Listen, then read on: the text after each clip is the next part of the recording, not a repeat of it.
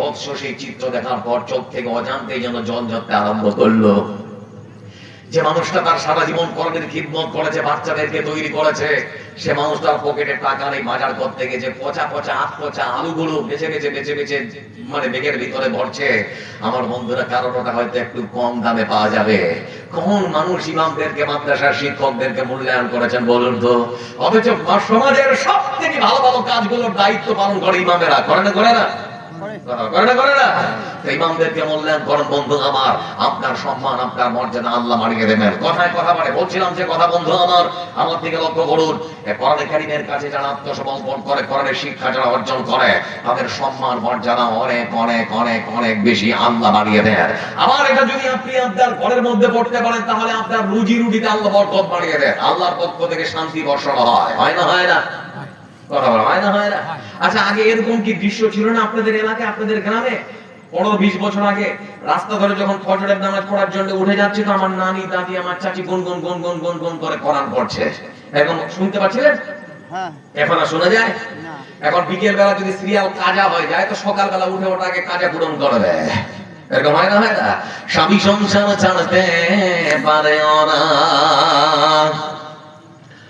কোরআন হাদিস ছাড়তে পারে ওরা, ছাড়বে না বাংলা সিরিয়াল। বাংলা গাজি ঘরে ঘরে বাধাইছে গোলমাল, বাইরে স্টার জলসা ঘরে ঘরে বাধাইছে গোলমাল। কাজের মেয়ে মর্জি না গায়, বাংলা গানের ভক্ত সেও।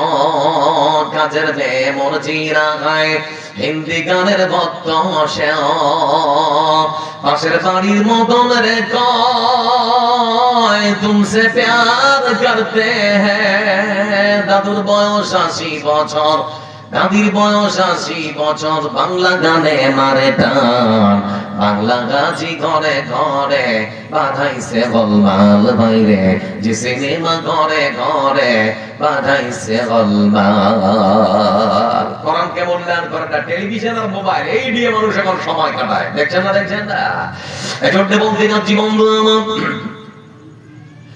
বিশ্ব নবী সাল্লাল্লাহু আলাইহি ওয়াসাল্লাম তিনি এবারে সতর্ক করেছেন, তোমরা ভালো করে জেনে নাও, হে কোরআনে কারীম যদি তোমরা পাঠ করো, আল্লাহর পক্ষ থেকে রহমত আর শান্তি বর্ষণ হয়। তার প্রমাণ আল্লাহ দিচ্ছেন।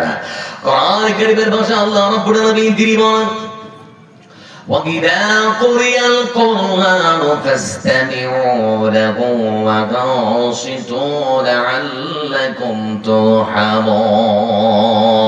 আল্লাহ রাব্বুল আলামিন তিনি সুন্দর করে বলেন, শহীদ প্রোগ্রামের মুসলমান জেনে রাখো ভালো করে, যদি কোরআনে কারীম তোমরা পাঠ করতে না পারো, পড়তে যদি না পারো, তোমাদের সামনে যদি কেউ কোরআন পাঠ করে সুন্দর করে সুমধুর কণ্ঠে যদি কোরআন তেলাওয়াত করে, বসে বসে যদি তোমরা কোরআনের তেলাওয়াত মন দিয়ে শ্রবণ করতে পারো, শুনতে পারো, তাহলে পরে মহান সত্য আল্লাহ রাব্বুল আলামিনের পক্ষ থেকে রহমত আর শান্তি বর্ষণ করা হতে পারে।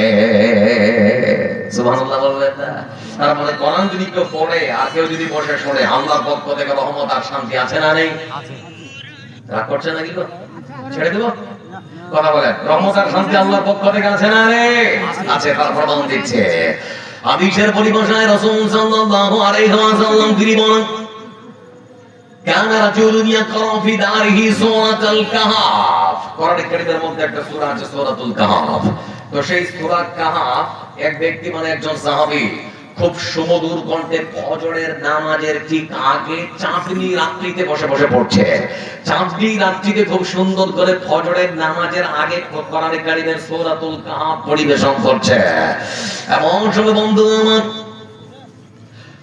কোরআন কারীম যখন পাঠ করতে আরম্ভ করেছে, এরকম একটা খুঁটিতে বাঁধা ছিল তার বাড়ির ঘোড়াটা। ঘোড়াটা লাফাতে আরম্ভ করল। ঘোড়াটা যখন লাফাতে আরম্ভ করেছে, কোরআন কারীম বন্ধ করে, তখন ঘোড়ার কাছে যায়। ঘোড়ার কাছে যেই গিয়েছে, আমার ঘোড়ার লাফালাফি বন্ধ হয়ে যায়। আবার এসে যখন কোরআন খুলে কোরআন পড়তে আরম্ভ করে দেয়, আমার ঘোড়া লাফাতে আরম্ভ করে দেয়। فلما أصبح أتى النبي صلى الله عليه وسلم فذكر ذلك له وقص عليه। সকাল যখন হয়েছে, ফজরের নামাজ পড়ার পর রাসূল সাল্লাল্লাহু আলাইহি ওয়াসাল্লামের কাছে আসার পর আমার বন্ধুরা ঠিক সেই সময় সাহাবী তখন বলতে আরম্ভ করেছেন, হুজুর রাতের বেলা একখানা ঘটনা ঘটে গেছে, তার বর্ণনা আপনার কাছে আমি দিতে চাই, জানতে চাই ব্যাপারটা কি হলে কি হয়েছে।